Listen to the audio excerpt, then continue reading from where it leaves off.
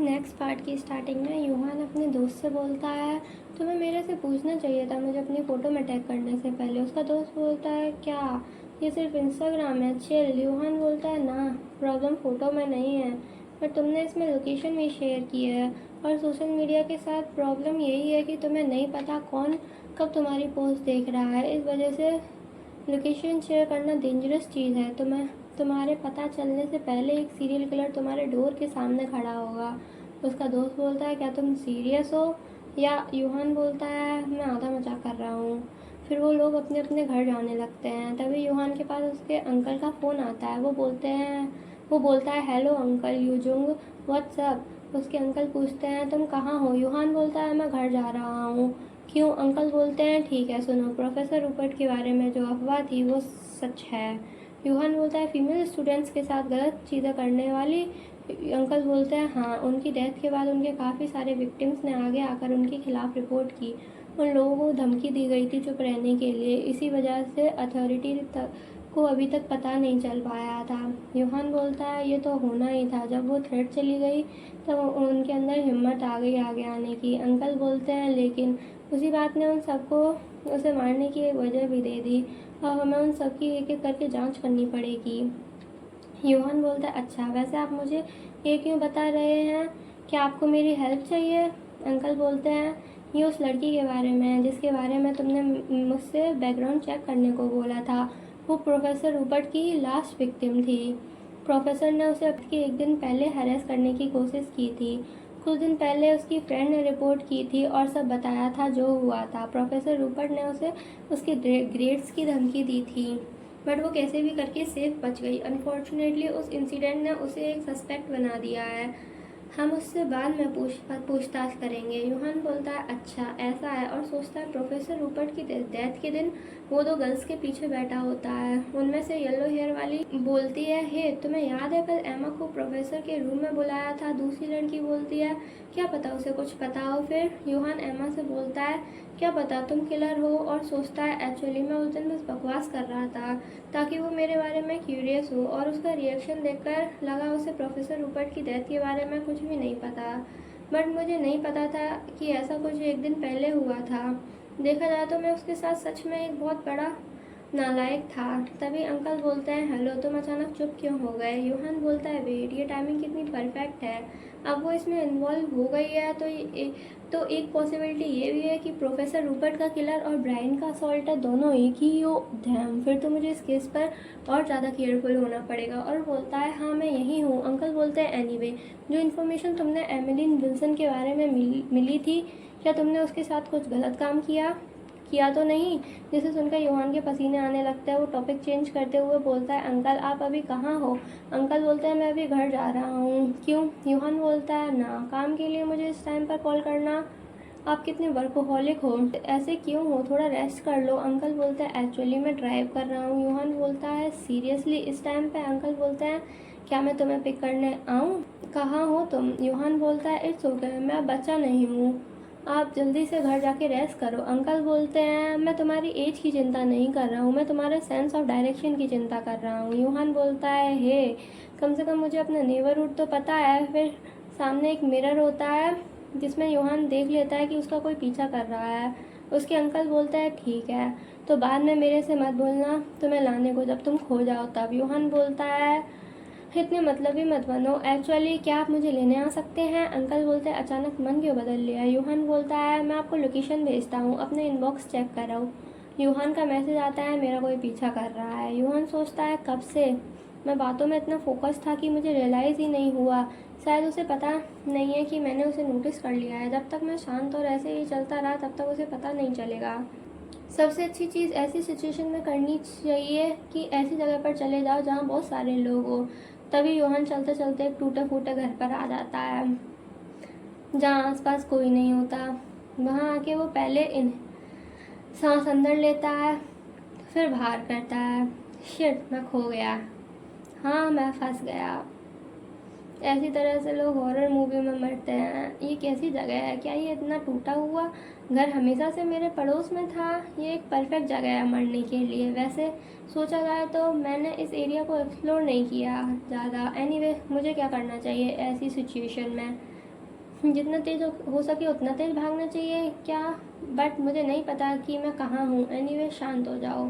उसे दिखाना नहीं चाहिए कि मैं पैनिक कर रहा हूँ। वो इंसान काफ़ी ज़्यादा केयरफुल है।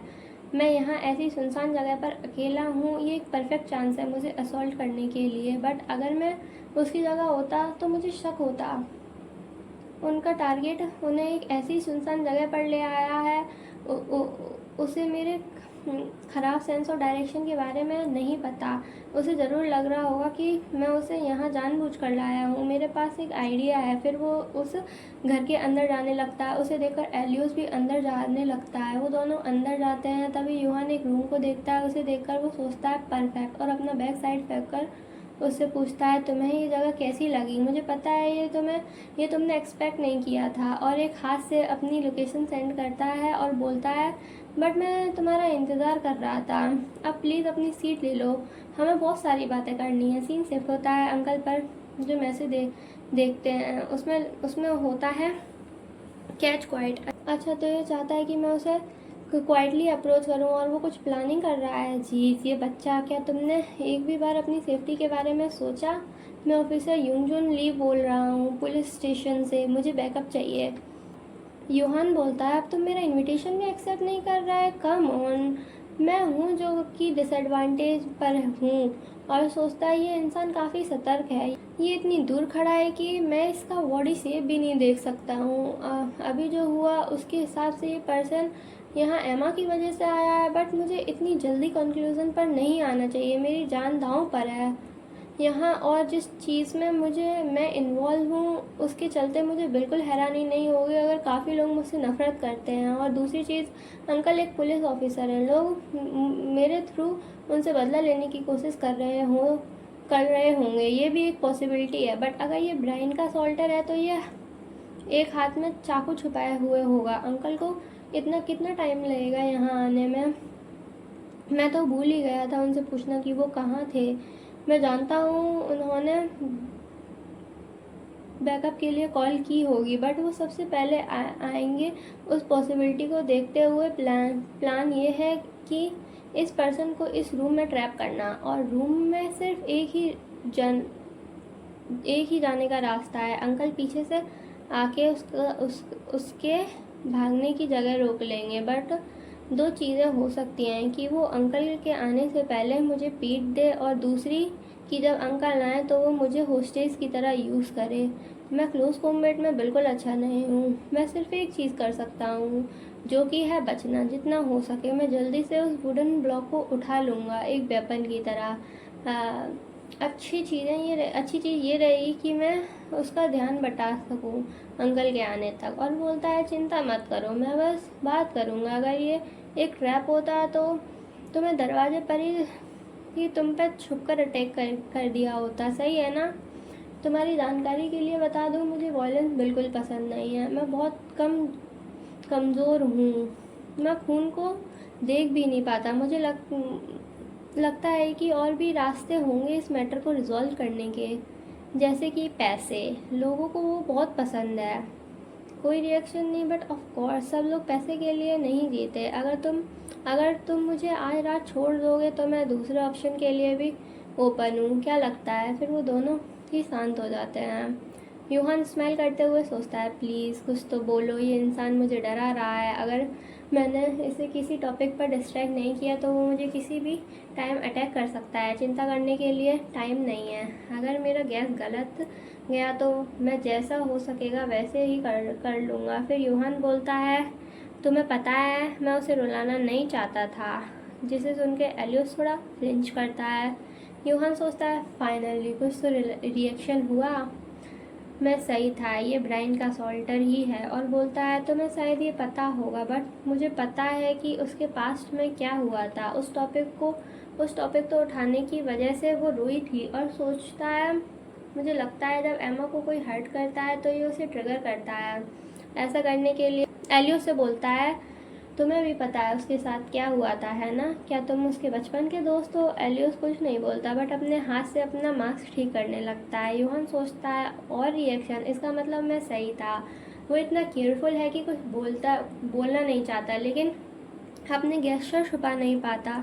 सॉरी एमा, बट मुझे तुम्हारा नेम यूज़ करना पड़ेगा टाइम इकट्ठा करने के लिए। और बोलता है मैं समझ सकता हूँ तुम कहाँ से आ रहे हो, और उसे चोट लगने से तुम बस उसे प्रोटेक्ट कर रहे हो। कितना अच्छा काम कर रहे हो। अगर आसान शब्दों में देखा जाए तो you are her knight in shining armour. तुम उसके लिए लॉ के अगेंस्ट भी जा सकते हो।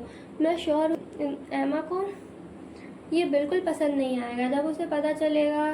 तो ये सुनकर एलियस फिर से फ्लिंच करता है। यूहान बोलता है डोंट वरी, मुझे भी अच्छा नहीं लगेगा अगर तुम पकड़े गए तो। इसमें मज़ा कहाँ है? फिर तो मेरे पास एक प्रपोज़ल है। कैसा हो हम साथ में काम करें? मुझे पता है कि तुम इतने स्मार्ट हो कि तुम्हें पता होगा कि तुम ये काम अकेले हमेशा नहीं कर सकते। चीज़ अकेली करना मतलब तुम काफ़ी सारी चीज़ें कवर नहीं कर सकते, जैसे कि तुम्हारे ट्रेसेस। उसी की वजह से मैं तुम्हें ढूंढ पाया। अगर तुम्हारे पास मैं होऊंगा तो चीज़ें अलग होंगी। मेरे पास काफ़ी सारे कनेक्शन और अच्छे बैकग्राउंड भी हैं। जो मैं बोलूँगा लोग सब बिलीव कर लेंगे। और बहुत क्रीपी वे में बोलता है इमेजिन अगर हम साथ काम करेंगे तो हमें कोई भी नहीं रोक सकता। और तुम्हें एमा के बारे में चिंता करने की भी ज़रूरत नहीं होगी।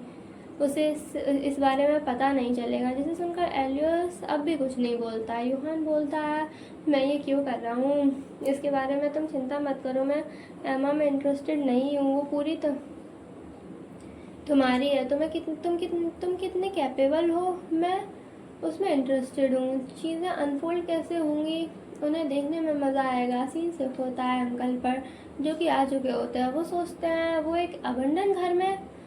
फिर वो अपनी गन निकाल के अंदर जाने लगते हैं और सोचते हैं वो इस जगह पर अपने स्टॉकर के साथ कैसे आ गया। मुझे मत बताना कि वो खो गया था। अब यहाँ बंद है होस्टेज की तरह ना। इतना चिंता मत करो। वो किड भले ही ऐसा दिखता हो बट वो स्मार्ट है।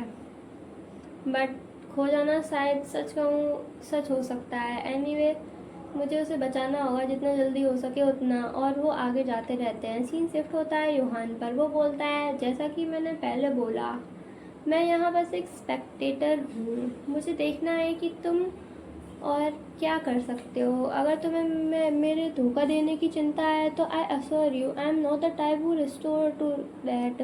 बट अगर तुम अब भी मुझे भरोसा नहीं करते हो तो मेरे बैग का फ्रंट पाउच ओपन करो।